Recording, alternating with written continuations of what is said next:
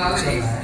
23 फरवरी को माननीय विधायक अनुज शर्मा जी ने संस्कृति मंत्री जी से ये सवाल किया था कि छत्तीसगढ़ के कलाकारों को किस रूप में मानदेय का भुगतान किया जाता है।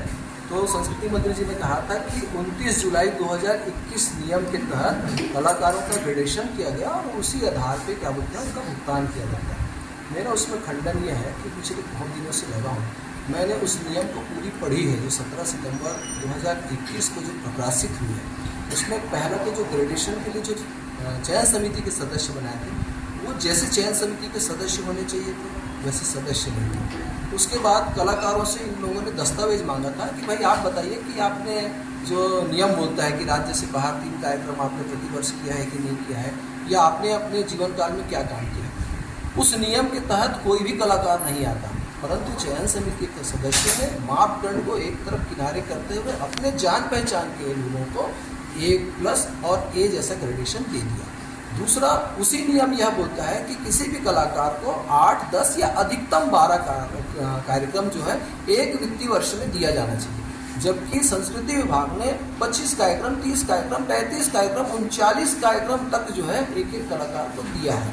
उसके बाद यह है कि पंचांग के अनुरूप उसी नियम में ये बोलते हैं कि पंचांग के अनुरूप आपको कार्यक्रम देना है, परंतु संस्कृति विभाग जो है मान लीजिए अगर 5 अक्टूबर को दशहरा होता है उसके बाद नवरात्र खत्म हो जाता है, परंतु 25 अक्टूबर, 4 नवंबर, 26 दिसंबर तक कार्यक्रम देते हैं। एक कार्यक्रम तो ऐसा हुआ है, तारा साहू करके है, सुश्री तारा साहू, उन्होंने 19 अगस्त को विश्वकर्मा जयंती का कार्यक्रम कर दिया, जबकि हम सबको मालूम है कि 17 सितंबर ये तय तारीख है। हर साल प्रतिवर्ष जो है 17 सितंबर को विश्वकर्मा जयंती मनाई जाती है। मतलब संस्कृति विभाग का जो कर्मचारी है, अधिकारी, वो जो चाहे कर सकता है, जिसको जितना पैसा देना है। 1,13,000 कविता वास्तविक को देते हैं, 1,13,000 दिलीप षडंगी जी को देते हैं। मैं तो बोलता हूँ उनको 5 लाख दीजिए, लेकिन उसको ग्रेडेशन में तो ले आइए भैया। उनका ग्रेडेशन सूची में नाम नहीं है और फिर सरकार बोलती है हम ग्रेडेशन के अनुसार से उनका मानदेय कर रहे हैं। इन सभी विषयों को लेकर के हमने आज प्रेस कॉन्फ्रेंस किया है। हमारे साथ जोशी बहनों ने रमा दीदी, सवित्री दीदी, घनश्याम साहू जी और दुर्ग से हमारी तेलासी जी जो बहुत पुरानी गायिका है। सरकार से हमारा एक ही मांग है कि इस ग्रेडेशन को जो नियम विरुद्ध किया गया है उसे निरस्त किया जाए और तत्काल दूसरा ग्रेडेशन करके जो तय बनाती है कि साल में एक कलाकार को 12 देना, 10 देना, 50, आप 100 कर दीजिए। एक कलाकार को 100 दे सकते हैं, आप 100 कार्यक्रम दीजिए, लेकिन आप 12 बना के इस तरह से, और जब तक ये नहीं होगा कि 10 कार्यक्रम, 12 कार्यक्रम की क्राइटेरिया नहीं आएंगे, गांव में जो बैठा है कलाकार उसको कभी कार्यक्रम नहीं मिलेगा। संस्कृति विभाग ने चिन्हारी करके एक पोर्टल बनाई है, संस्कृति विभाग कभी उसको झांक के देखी नहीं होगी चिन्हारी में कौन कौन से कलाकार रजिस्टर्ड हुए हैं। संस्कृति विभाग चिन्हारी का पोर्टल का तभी उपयोग करती है जब मेरे को मानदेय प्राप्त होता है, तब मैं फॉर्म में भरता हूँ कि मैं चिन्हारी पोर्टल में रजिस्टर्ड हूँ। अगर आपने किसी का बायोडाटा लिया है तो ये आपकी जिम्मेदारी बनती है कि एक बड़ा कलाकार को मैंने भाई साल में 10 कार्यक्रम दे दिया, अब 11वां किसको देना है। इन सब की पारी खत्म हो गई। तो गांव में जो बैठा कलाकार है, जिस दिन चिट्ठी जाएगी संस्कृति विभाग की कि आपको सिरपुर महोत्सव में, भौरमदेव महोत्सव में, राजीव कुंभ में, आज राजीव कुंभ में कार्यक्रम हो रहा है, जितने लोग गए होंगे मंत्री के पास, जितने लोग गए अधिकारी के पास, उनको काय मिलता है। जो कलाकार घर में बैठा है बेचारा जानता नहीं है कि कहाँ आवेदन करना, निवेदन करना, उसको कार्यक्रम क्या करेंगे आगे फिर क्या जी भैया आगे क्या होंगे आप लोग? अब देखते हैं आपके माध्यमों से सरकार तक कितनी बात पहुंचती है, और नहीं तो फिर कोर्ट जाएंगे, रिपिटिशन लगाएंगे। जो 6 साल में हर चीज में ऊपर नीचे कलाकार बीमार पड़े तो उसको सरकारी जो सर्विस करता है वो बीमार पड़ेगा तो वही नियम से वो फॉर्म भरेगा। मेरे पास अभी रखा है, मैं डॉक्टर मडरिया, मैं आज आपको बता दूं मेरे को आज 4 साल हो गए कैंसर है और 4 सालों से मैं इलाज करा रही हूँ। मेरे पास पैसे कम हुए, मैं टीके गई हूँ देखने, और आज मुझे संस्कृति विभाग बोला मैं आप पूछे तब मैं बता रही हूँ, तुम्हें बात को नहीं बोलती, क्योंकि अगर मैं बोल दूंगी तो और लोग इससे भी डूबते हैं। नहीं, संस्कृति विभाग बोल रहा है पहले ये वाले डॉक्टर से लिखाओ जिसने गलत किया। आप जान रहे हो कलाकार गलत आपके पास रसीद जमा कर रहे हैं, आप जब जान रहे हो गलत है, वो रसीद में डॉक्टर का नंबर रहता है, उसको फोन कर दीजिए और उसको जो कलाकार कर रहा है उसको कड़ी से कड़ी सजा दीजिए। उसको कलाकार से भी ब्लैक लिस्ट करिए, उसको ऑफिस में मैं बता देती है, लेकिन आप एक कलाकार के कारण आप सबको पेड़ दे रहे हैं। मेरे जैसे आदमी आज 2020 से मैं पीड़ित हूँ कैंसर से। वो तो गनीमत है कि मेरी बहनें हैं जो मेरा इलाज कर रहे हैं। पहले मैंने प्राइवेट किया, जब पैसा खत्म हो गया तो मैं वहां गई नेहरू विभाग। तो अब संस्कृति विभाग मेरे को 4 दिन पहले बोल रहा 2020 का आवेदन आप कहेंगे मेरे बैंक में रखा हुआ है, मैं भी दे दूंगी। आज मैंने डॉक्टर नलिनी मढ़िया से मैंने किया, मेरा उस पुराना बिल को आप जानते कि कितना खर्चा होता उसमें, तो मैं बिल मेरा बन गया। तो मैंने कहा मैडम भागते भूत की लंगोटी भारी, आप जितना मेरा रसीद है उसी को 35,000 का मेरा हुआ। तो मैंने कहा आज 35,000 बैठो, कम से कम कुछ तो होगा। तो ये नियम बार नियम लोगों का, अच्छा हम तो भाग दौड़ कर रहे हैं, लेकिन जो गांव में है वो लोग छोड़ दिए, उन लोग कहाँ से आएंगे। मैंने संचालक महोदय से बात किया, क्या करें कलाकार लोग कैसे करें।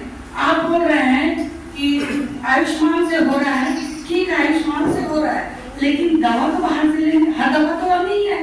मैं खुद भुगती हूँ, तो कई ऐसे लोग हैं पेशेंट है जिनको कैंसर है, किसी को मैंने क्या बोलते हैं उसको कैटरी चाहिए विश्वकर्मा, पहले पैसा था कलाकार ने मिलकर किया, आखिरी में टीके में उसका पैर कटवाना पड़ा, उसका लेटर मैंने 3 साल से डाला हुआ है।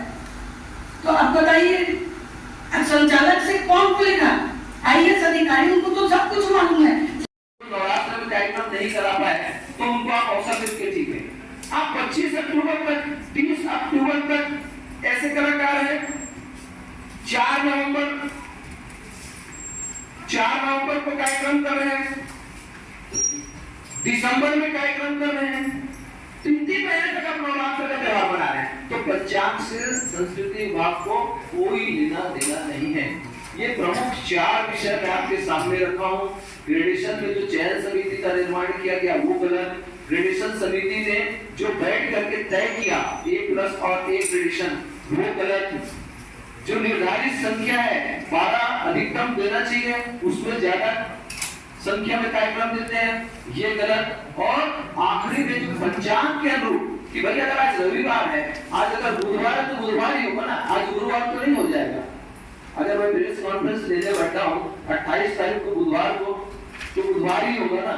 तो इस तरह से मनमानी तरीके से, मनमर्जी तरीके से संस्कृति विभाग के अफसरों को कोई चिंता नहीं है, क्योंकि मैं भी सन 2000 से संस्कृति विभाग का कार्यक्रम कर रहा हूँ। जब से राज्य बनी है मैंने बहुत सारी गवर्नमेंट को देखा है, ये धड़ल्ले से काम चल रहा है, क्योंकि वहां कोई पूछने वाला नहीं है, वहां कोई कहने वाला नहीं है, वहां कोई क्वेश्चन करने वाला नहीं है। तो इनको लगता है कि हम जब निर्धारित संख्या के आधार पे बड़ा कलाकारों को भी, अगर मैं बोलता हूँ 50 नामचीन कलाकार होंगे, अगर उनको 10 कार्यक्रम मिल गया, 12 कार्यक्रम मिल गया, और अगर विभाग बोल देगी कि भैया आपका 1 वर्ष का कार्यक्रम फिक्स 12 कार्यक्रम हो गया, तब जाके उस कलाकार को काम मिलेगा। जो गरीब कलाकार गांव में बैठा है तब जाके उसको वह कार्यक्रम मिलेगा। उसके बाद नियम ये बोलता है कि पंचांग के अनुरूप, ये सब अधिनियम में लिखा है, मैं आपको PDF करके दे दूंगा।